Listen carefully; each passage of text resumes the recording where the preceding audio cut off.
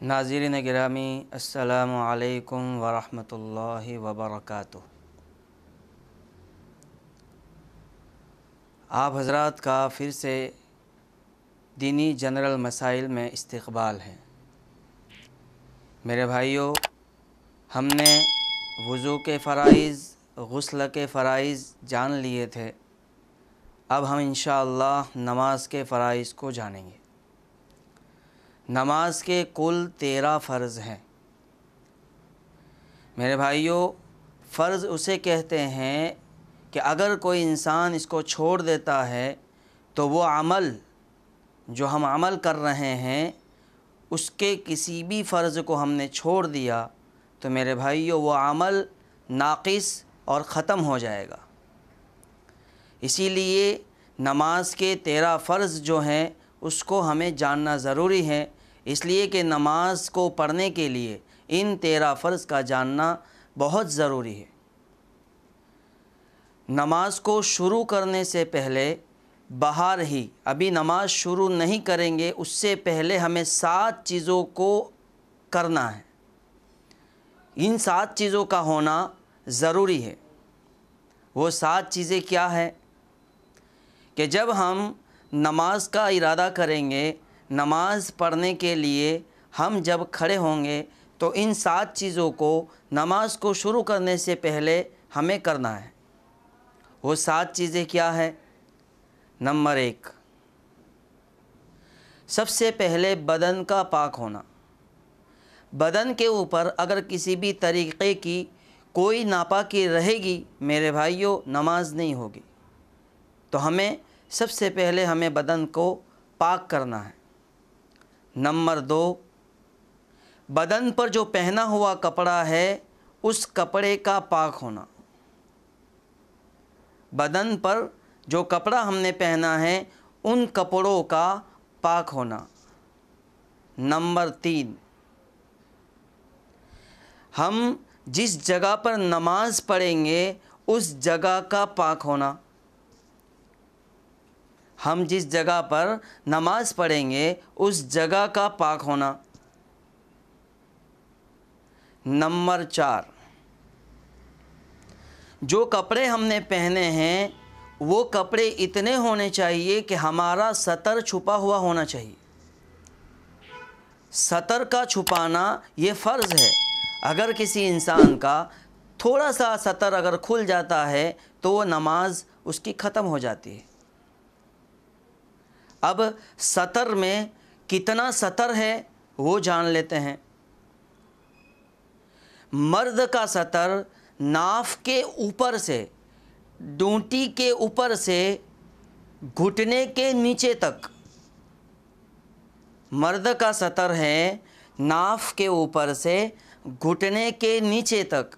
इतना कपड़ा तो ज़रूरी है। अगर किसी इंसान के पास किसी वजह से अगर कपड़ा पूरा नहीं है तो कम अज़ कम इतना कपड़ा तो होना ही चाहिए कि जिसके ज़रिए से इतना बदन का हिस्सा छुप जाए।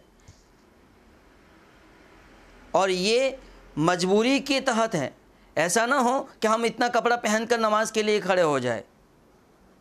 ये सतर का ये हिस्सा बताया जा रहा है कि नाफ के ऊपर से घुटने के नीचे तक हमारा बदन छुपा हुआ होना ज़रूरी है। अगर किसी वजह से हमारे पास पूरे बदन को छुपाने का कपड़ा नहीं है तो इतना कपड़ा अगर मिल जाता है तो नमाज पढ़ सकता है इंसान। 4 चीज़ें हुई। नंबर 5, क़िबला की तरफ रुख करना। जैसे बदन भी पाक है, कपड़ा भी पाक है, जगह भी पाक है, सतर भी छुपा हुआ है, लेकिन अगर क़िबला पता नहीं है, क़िबला की तरफ अगर हमारा रुख नहीं है मेरे भाइयों, नमाज नहीं हो सकती। तो हमें सबसे पहले क़िबला किस तरफ है इसको जानना ज़रूरी है। और आज तो माशाअल्लाह मोबाइलों के ज़रिए से इंसान क़िबला का रुख पहचान सकता है, जान सकता है। 5 हो गई।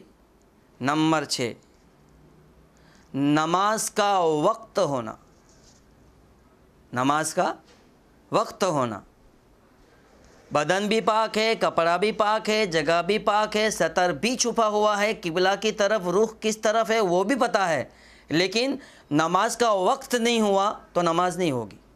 مثال کے طور پر ظہر کی نماز کا وقت مان لو 1 بجے ہوتا ہے، لیکن کوئی انسان 10 بجے نماز پڑھ رہا ہے صبح کو، تو اس کی نماز نہیں ہوگی۔ تو نماز کا وقت کا ہونا یہ بھی فرض ہے۔ کوئی انسان جیسے فجر کی نماز کے اندر 4-5 نمازیں ایک ساتھ پڑھ لیتا ہے تو اس کی نماز نہیں ہوگی۔ 5 وقت کی نماز کا وقت اللہ نے اپنے متعینہ وقت کے طور پر ہمیں عطا کیے ہیں، جس کی آیت اللہ نے فرمایا ان الصلاۃ کانت علی المؤمنین کتابا موقوتا، اس کے وقت پر نماز پڑھنی ہے۔ یہ آیت وقت پر نماز پڑھنے کے لیے یہ اللہ نے نازل فرمائی۔ نمبر 7 نیت کرنا۔ نمبر 7 نیت کرنا۔ ہمیں نیت کرنی ہے، کوئی بھی نماز ہم اگر ادا کرنے کے لیے کھڑے ہوتے ہیں تو اس کی نیت دل میں کریں گے، میں ظہر کی نماز پڑھ رہا ہوں، عصر کی نماز پڑھ رہا ہوں۔ امام ابو حنیفہ کے نزدیک صرف دل کی نیت کو نیت مانا جاتا ہے، تو ہمیں دل کی نیت یہی نیت ہے۔ ضروری نہیں ہے کہ انسان بولے کہ میں 2 رکعت فجر کی فرض پڑھ رہا ہوں اللہ کے واسطے، منہ میرا کعبہ شریف کے سامنے، اتنا بولنے کی ضرورت نہیں ہے۔ اگر بولتا ہے تو گنہگار بھی نہیں ہے، لیکن اگر دل میں نیت کر لیتا ہے کہ میں نماز پڑھ رہا ہوں، فجر کی نماز پڑھ رہا ہوں، تو اس کی نیت قابل قبول ہے اور اس کی نماز کی نیت ہو جائے گی۔ نماز میں 7 فرائض باہر کے ہیں: بدن کا پاک ہونا، کپڑوں کا پاک ہونا، جگہ کا پاک ہونا، سطر کا چھپانا، نماز کا وقت ہونا، قبلے کی طرف رخ کرنا اور نیت کرنا۔ اور 6 چیزیں ہیں نماز کے اندر۔ اب نماز جب ہم شروع کریں گے تو نماز شروع کرنے کے بعد اندر ہمیں کیا کیا چیزیں ادا کرنا ضروری ہے، فرض ہیں، اگر وہ چیزیں، وہ رکن اگر ہم ادا نہیں کریں گے تو ہماری نماز نہیں ہوگی۔ تو وہ 6 چیزیں کیا ہیں وہ جان لیتے ہیں۔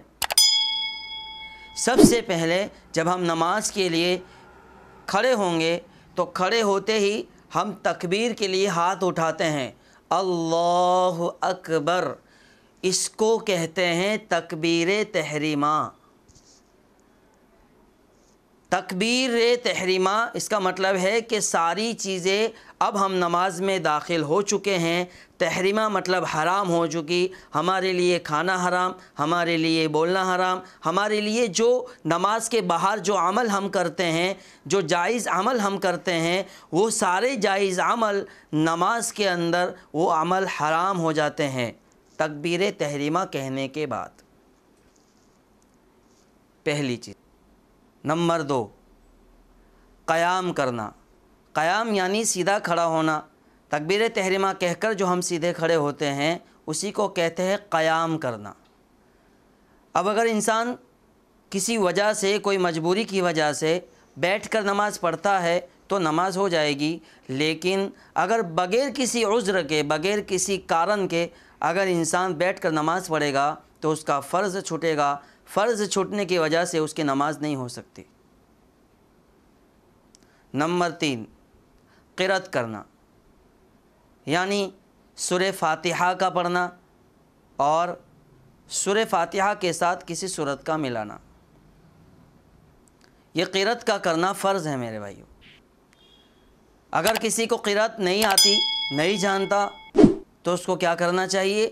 نماز کو صحیح ادا کرنے کے لیے اس کو جاننے کی، اس کو سیکھنے کی کوشش کرنی چاہیے۔ کوئی انسان یوں سوچے مجھے نہیں آتا، میرے بھائیو یہ غلط ہے۔ ہمیں سیکھنے کی کوشش کرنی چاہیے۔ اگر ہم نماز پڑھیں گے تو اس کے بغیر نماز ہوگی نہیں، تو ہمیں اس کو جاننے کی، سیکھنے کی کوشش کرنی چاہیے۔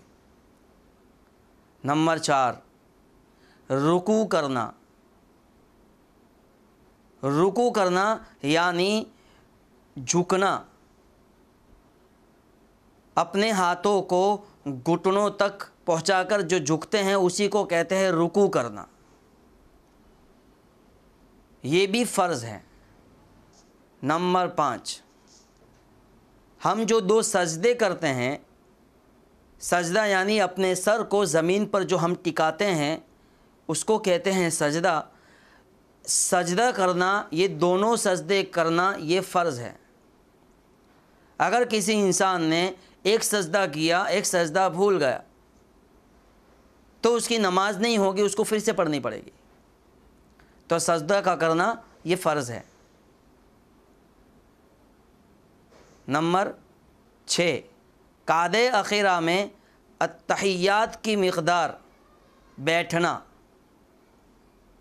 قعدہ اخیرہ میں التحیات کی مقدار بیٹھنا یہ فرض ہے، یعنی جتنی دیر انسان التحیات پڑھتا ہے، جتنا وقت لگتا ہے التحیات پڑھنے میں، جیسے التحیات للہ والصلوات والطیبات والسلام علیک ایہا النبی ورحمۃ اللہ وبرکاتہ، السلام علینا وعلی عباد اللہ الصالحین، اشہد ان لا الہ الا اللہ واشہد ان محمدا عبدہ ورسولہ، یہ جتنا وقت لگا اتنے وقت تک بیٹھنا یہ فرض ہے۔ میرے بھائیوں، یہ جو چیزیں میں نے آپ کے سامنے پیش کی ہے ان میں سے اگر ایک بھی چیز بھولے سے چھوٹ گئی تو اس کی نماز نہیں ہوگی۔ اس کو اپنے دماغ میں رکھ کر نماز کو ادا کرے، اس لیے کہ نماز کو ادا کرنے کے لیے ان 13 چیزوں کا یاد رکھنا اور اس کو عمل میں لانا یہ ضروری ہے۔ اگر کسی انسان نے ان 13 چیزوں میں سے کسی ایک چیز کو بھی چھوڑ دیا تو اس کی نماز ختم ہو جائے گی، اس کو پھر سے اپنی نماز کو دہرانا پڑے گا۔ ان فرائض کو لوگوں تک پہنچائے، ہماری چینل کو سبسکرائب کرے، لائک کرے، شیئر کرے، بیل آئیکن کو دبانا نہ بھولے۔